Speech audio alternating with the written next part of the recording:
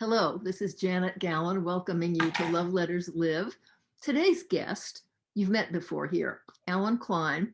And I asked Allen to come back because there's a story he tells. It is the story of his life that I just love. Allen, I feel like a little kid saying, "Can you tell me that story again, please? Can you tell us that story again, please?" You say hello and then start in. And if you don't mind, I don't mean to be too micromanaging here, but if you would start from the time you were a little boy and went to Broadway plays and your Shuba, will you start there and just get all the way through to Captain Kangaroo? Okay, so I'm glad you kind of framed it because I was thinking, what story? Where do I start? So so I was born in New York, raised in the Bronx, later moved back to Manhattan. And when I was 7 years old, my parents took me to see my first Broadway show, Oklahoma. And I was just awestruck. It was just so amazing to see real live people on stage because I was used to a big movie screen. And Oh, so I sat so well through that show that 2 weeks later they took me to see Carousel. oh, did you cry? I don't remember crying, but Oh, what good. I All right, well, go ahead. I won't interrupt again. yeah, that's all right. What I do remember, Janet, is that we came in late. My father had trouble parking and we came in late. And at the end of the show, I didn't want to leave. I thought that like a movie, I Oh, you could could see just the whole thing again? sit there and I could see the show again. Oh, And I'm told I had to be dragged out of the theater. That's when I cried. um, So from that day on, I wanted to be a scenic designer. I wanted to make those pretty stage pictures. And I went back to school and we were doing a book report. And I asked the teacher if instead of a book report, I could do a diorama. oh, I could I could take a shoebox or a cigar box and make a scene from the book. And she said yes. And looking back, I realized that was my first set design. yeah. That I was my realized that was, first. and by the way, again, not to be too pushy, but that's who should be getting your love letter. But go ahead. Yeah. Well, thank you note. Go ahead. Yeah. So she said yes. And from then on, I would make these little dioramas. I got to through college, and in college, actually not in high school, but in college, I did all the shows on in the theater Wait. there. What Yeah, college? Hunter College, New York City. Uh-huh. And my last 2 years, I did all the shows. I did the assemblies, I did the dramatic shows, I did the scenic design. And in fact, there was a big write up about who was this student walking around college with paint spattered clothes all the time, because I was working on the sets all the time. Hardly went to class, got a lot of credit for some of the stuff I did. And there was one of the professors who had gone to Yale, and he said, that's where you should go for graduate school. So he got me into Yale Drama School.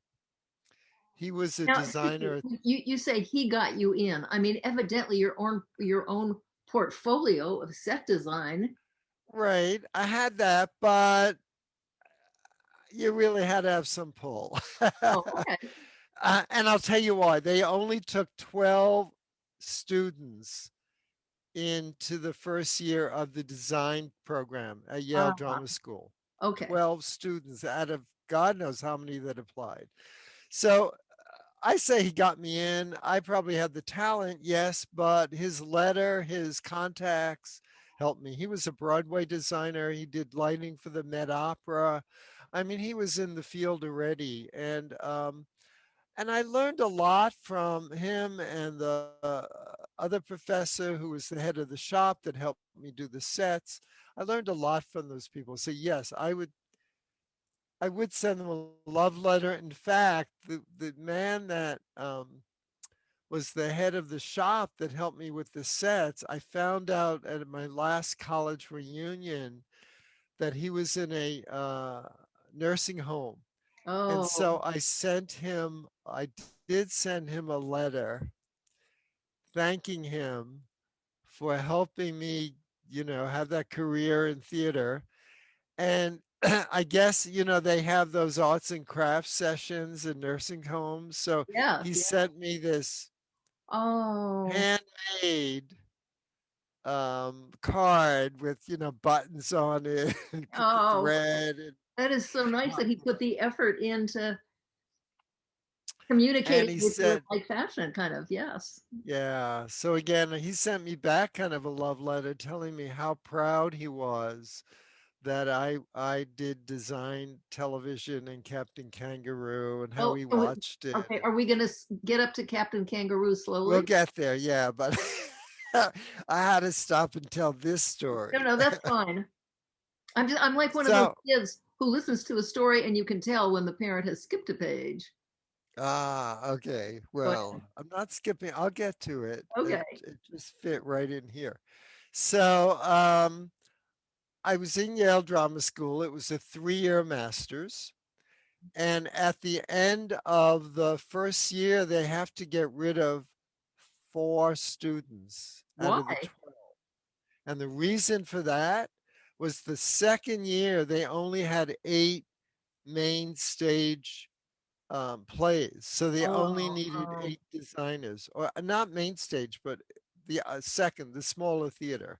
Hmm. And then the last year, they got rid of another 4 because they only had 4 main stage programs.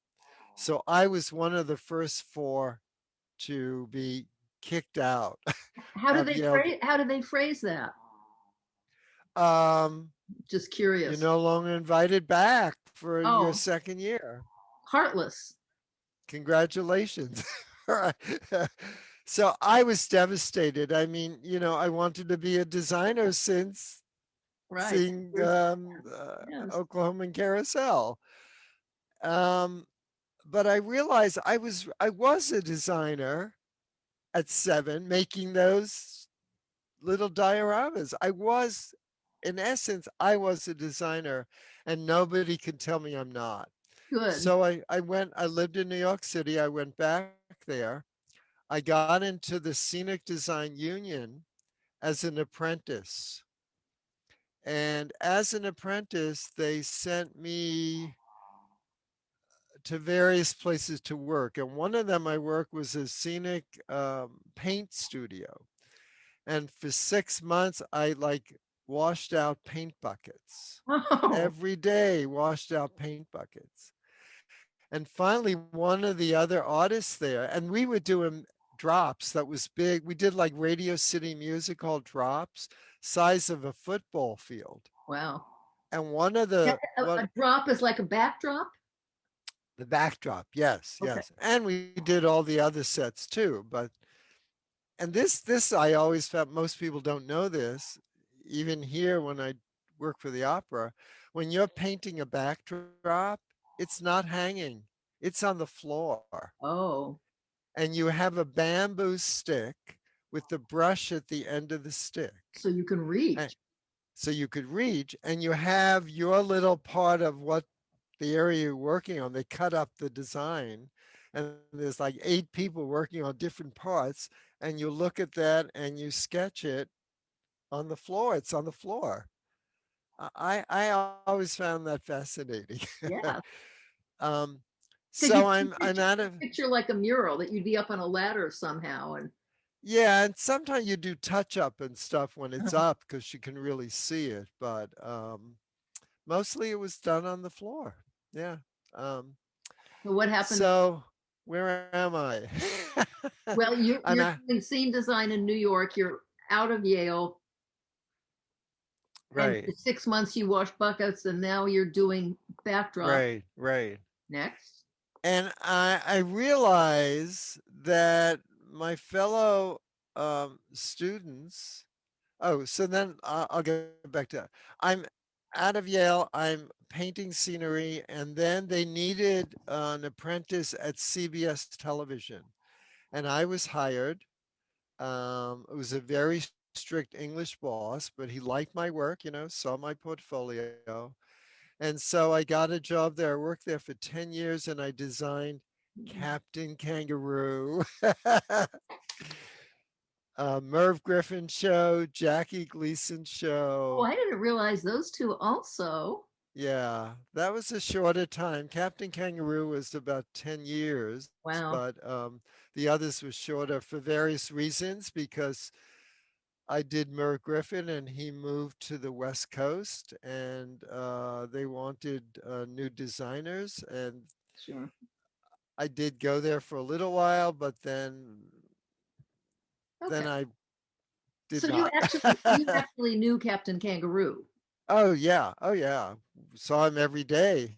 Hello, Captain. Hello, Alan. Oh, Yeah, yeah, that's kind of thrilling. great Okay, fun.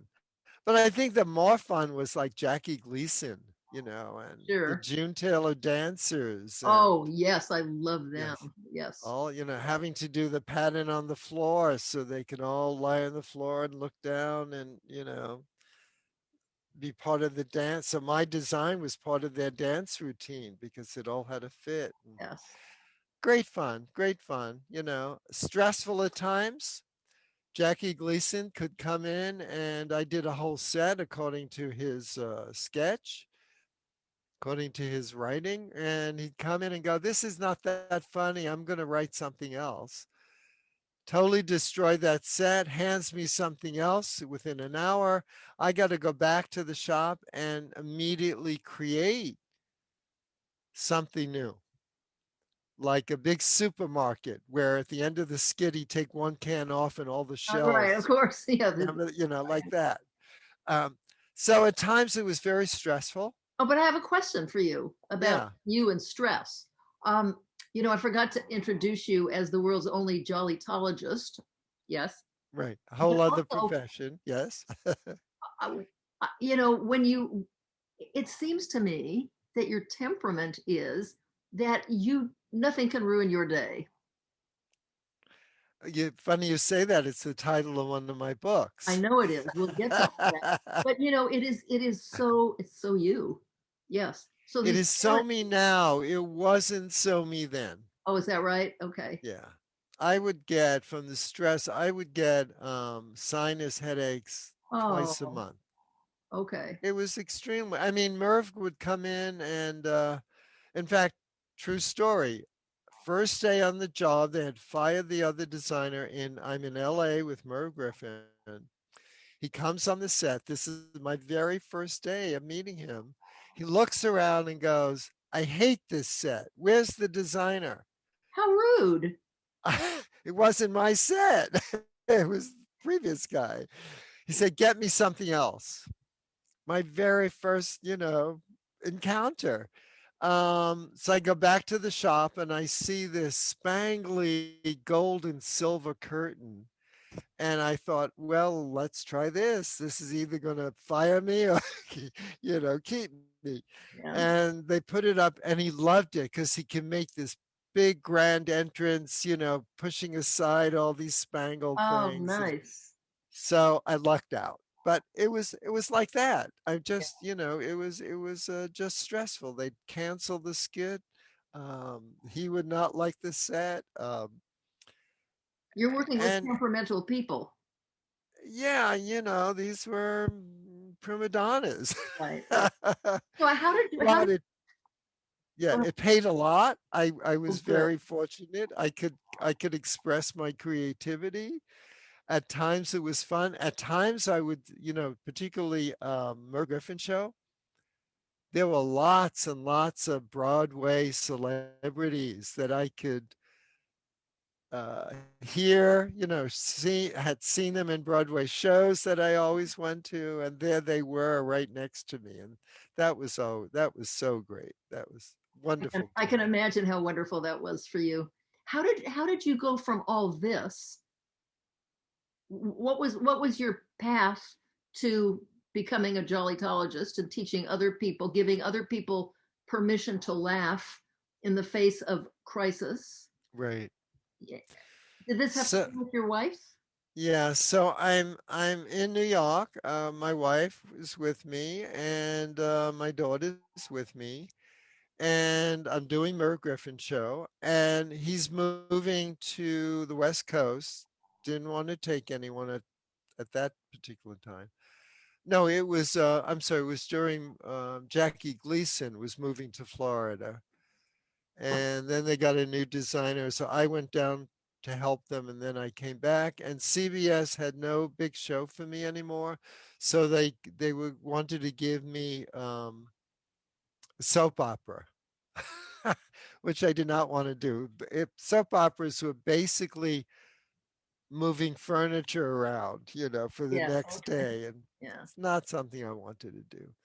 So I actually left and I did commercials for a while, which was also kind of weird because I remember one Rice-A-Roni commercial. Oh I did yes. this, yeah, I did the whole kitchen.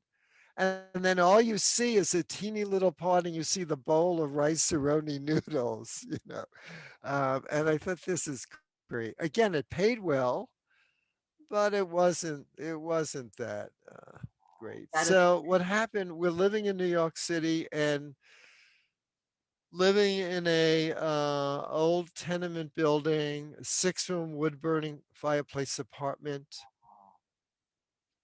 I think I paid $120 a month at that time, and that was low at that time too. And then the landlord would come by every month trying to get us out because oh, he wanted to split up the apartments into studios. And one night there was a fire in one of the apartments, or in the hallway actually. And the next day he came by and offered us this pile of money to move. oh, good. And so we took the money. We always wanted to live. My wife was from San Francisco. We Oh, always wanted to live here. We wanted a Victorian house. hmm. And we took the money and ran to San Francisco, where I then worked for the opera painting scenery. And then after a couple of years here, actually, it was about a year after we got the Victorian house, my wife got a rare liver disease, Oh, primary biliary cirrhosis, and passed away after 3 years of finding out that she had that illness. mm.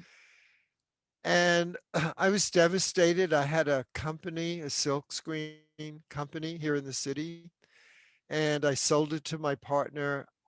I didn't know what I was going to do, but I knew silk screening was not it. Something in me said, Ellen's dying, made me realize there was something more important I needed to do. I had no idea what it was, no idea, but it's not silk screening. So I sold the company to him, went back to school to learn about death and dying. Oh, It was hospice time. I became a volunteer. I became a home health care aide. And then I noticed, being a hospice volunteer and working with people who are seriously ill and dying, that they would often use some humor. And people don't think about humor in death and dying or humor in grieving. And yet I noticed how it helped me because my wife had a great sense of humor and even used there were lots of tears when she was dying, but there was a lot of humor. your audio is off. Sorry about that. It doesn't say off. Okay, I'm gonna pull down. Oh, oh, oh, hello again. No, you're good. I got you. I'm good. Okay, I took the mic off. Good. I don't know why it went off. And I don't need this now. Perfect. Sorry about that. I don't know what happened. That's okay. You're back and looking more handsome than ever. Oh, thank you. Now you can see both ears, right? That's right. Okay. So what was your first book? I mean, how did you? So, I realized how humor helped me to cope, how it helped my wife, it helped our friends. It was Norman Cousins' time talking about how humor helped him get over his serious illness. And so I enrolled in an independent study program Yes. about therapeutic humor from Ah, St. Mary's College in Winona, Minnesota. so you really put some learning effort into this. I mean, you Yeah, didn't oh just yeah, decide to because write a book. Okay. oh my God, the hours and hours I spent, because there was not a lot of information about therapeutic humor. In fact, and I was researching humor in death and dying, and there was even less than that. And there was no computers at the time. It was, if I wanted to look up an article, which I did about humor in death and dying, it was in the New York Times on microfiche. Uh-huh. So there I sat with the microfiche wheel looking at, because I didn't know what day of the year or when it was. And I sat there for days looking at the whole year, never finding the article. And I wrote to the author and he said, oh, some big news story came up when it was supposed to be Oh, run, so it yeah, was canceled. Now with computer, it's right. I know it's a godsend. So yeah. so you what was your first book? So I did all the research in therapeutic humor, and the first book was actually the contract was supposed to be learning to laugh when you feel like crying. Oh, yes. Yes. And the publisher decided they hadn't pre-sold enough copies, so they Uh-huh. changed the title to The Healing Power of Humor. And that did better? Well, who knows? Because the other one. Now, I wrote for 8 months, and my editor loved that title. And she said, I do never too. change that title, Learning to Laugh When You Feel Like Crying. Yes. That is a New York Times best-selling title. And then she left the company and they changed the title. So I don't know if it would have done better. Healing Power of Humor is now in a 40 some odd printing Wow. and a 9 foreign language translation. So would it have done better? Doesn't matter. This is good. I Yes. don't know. Yeah. So I want to I just catch us up a little bit because I wish we weren't even limited by time, but um ah, you now have 30 books 30 plus. I've kind of stopped counting at 30. and Yeah, you're 30. and The you're latest one is the AWE factor. I happen to have it right show here. it to us because your last Love Letters Live was about that Was you about and that the book. awe factor. Oh, I loved Hello. Okay, come back. big awe. So you have found you have really you've shifted from one kind of a career to another. And, as I'm saying this, I'm realizing that everything you've done has kind of had the goal of making other people happy, elevating Uh, elevating moods and spirits by set design and theater and Captain Kangaroo. I mean, that was a lifetime of making children happy. So right, you're not so far off track here with what you're doing now. You're still helping people to see joy. right. Yeah. I came up with I did a class last year where we did a vision kind of map, and mine happened to turn out to be all full of light, like candles, hanging lights, Christmas lights. And I realized, Janet, what I am is the ambassador of light. Good for you. So not only am I a Jollytologist, now I'm the ambassador of light. And I think I have it in my awe book, but one moment happened around that. I was at Unity Spiritual Center where I go, and a new person came up to me after being there a couple of months. She said, I always like being around you. She said, you feel like you're the ambassador of light to me. And I got the chills because I had not told anyone about that, Oh you my know, goodness. and there she picked up on it. So I tried to lighten up things, situations for people. You do that, and but you do something else, because I also love being around you, even at a distance like this. There is something about you, and I know that it is your actual goal in some way, but you carry with you permission to be happy. And Oh, not that's and nice to hear. not Yeah. everybody has that. Not everybody gets that. People feel that in the face of disease or death of somebody so important to you, that feeling happy at any time is somehow disrespecting the pain. You've got it nice and separated so that Yeah, and I think I you're learned that lesson, one from my wife dying, that we're here for a short time, we don't know how long, and to enjoy ourselves while we're here. yes. I We- remember go ahead. yeah. Go ahead. No, Well, I was go just going ahead. to say, you just triggered a memory. When I was about 12, maybe 14, something, I was young, and very close friends of our family, their college age son was killed in a car accident. And, we went to be with them at their home after the funeral. It was just horrible, just a horrible, horrible thing to have happened. And his sister was laughing at something unrelated. She was, in the crowd, and somebody had said something to her, and somebody came over to her mother and said, "She's laughing. She's laughing. Make her stop. She can't laugh now." And Mm, that struck me. What would you say yeah. to that? Well, we feel guilty when we laugh. And I interviewed a lot of people for one of my books and asked them, it was an Embracing Life After Loss book. Uh, how would you want the deceased, your loved one, how would they want you to live your life? And nearly all of them said they would probably want me to go on with my life and be happy. Yes, yes, Still remember them, but be happy. And yet we often don't, So, right. yeah, Well, and I think laughter and tears are very close too.